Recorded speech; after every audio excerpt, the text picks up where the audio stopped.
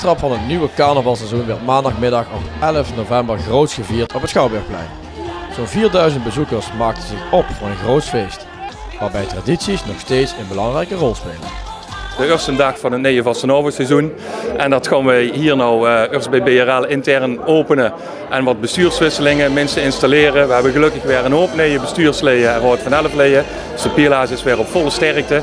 En daarna gaan we het plein op voor een hele spectaculaire opening en daarna gezellig met alle Vastenavondsvierders het feestje vieren.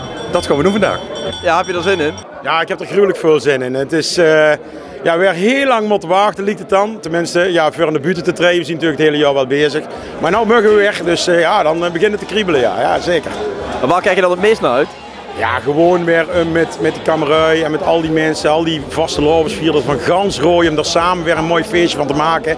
En natuurlijk weer opgaan naar een nieuw seizoen met heel veel mooie verrassingen, mooie momenten. Ja, daar zien we wel aan toe weer, zou ik maar zeggen. Ja, dat is natuurlijk iets waar wij, en niet alleen ik, maar een hele grote groep vrijwilligers al heel wat uren ingestopt hebben om te komen tot de 11e van de 11e. En alle dingen die wij organiseren als Pielaars om onze Rooijse vastenavondstraditie in Ieren te houden. Ja, en het is het begin van het gevoel van we mogen weer, overheerst denk ik wel bij iedereen die hier aanwezig is.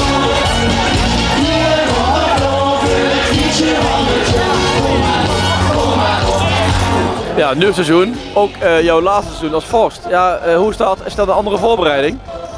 Nee, niet echt een andere voorbereiding, maar het is voor mij wel apart natuurlijk. Ik heb nou 7 jaar ben ik nou dadelijk vorst geweest.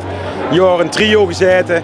Ja, het is toch wel heel speciale mooie dingen meegemaakt. En alleen maar rijden om nog extra veel te gaan genieten dit seizoen. Dus dat ga ik ook zeker doen. Ja, aan de afloop van dit seizoen, hoe ziet jouw toekomst er bij de Pielaars dan uit? Nou ja, ik weet niet alles natuurlijk, want de toekomst kun je nooit bepalen. Maar ik blijf in ieder geval nog bij de Raad van 11 nog eventjes.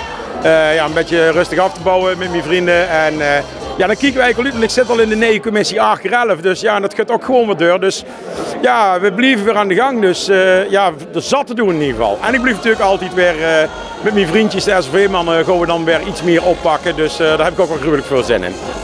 Ja, de Pielaars heeft ook de handen ineengeslagen met Horeca Venray. Hoe ziet dat er precies uit? We hebben met de horeca goede afspraken kunnen maken.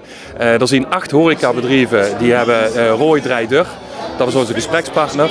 We hebben het verleden gemerkt door allerlei regelgeving en enorme kosten dat het niet meer te doen was om met vrijwilligers hele grote evenementen te organiseren. En de Pielaars gaat terug waarvoor we staan. Dat is in stand houden en uitdragen van onze hele mooie Rooijse vastenavondstraditie en alle gebruiken die erbij huren. En het hele horeca gebeuren, daar zijn specialisten voor nodig als je dat zo groot organiseert. En dat hebben we bij de horeca neergelegd.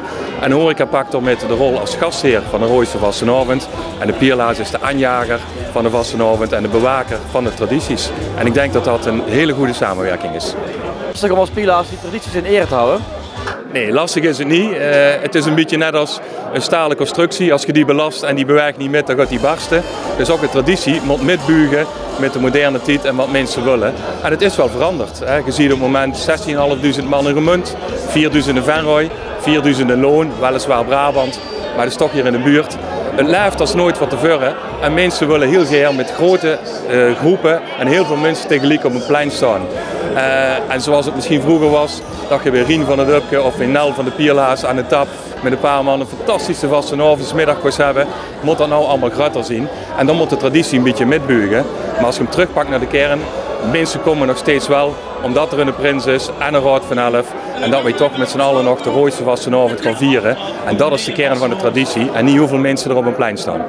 Vastenavondleven, dat is het hele leven en dat doe je echt van jongs van tot nou. En dan gaat het helemaal weer toch niet meer kunt, hopelijk. Dus niet mijn laatste jaar, maar wel als vorst.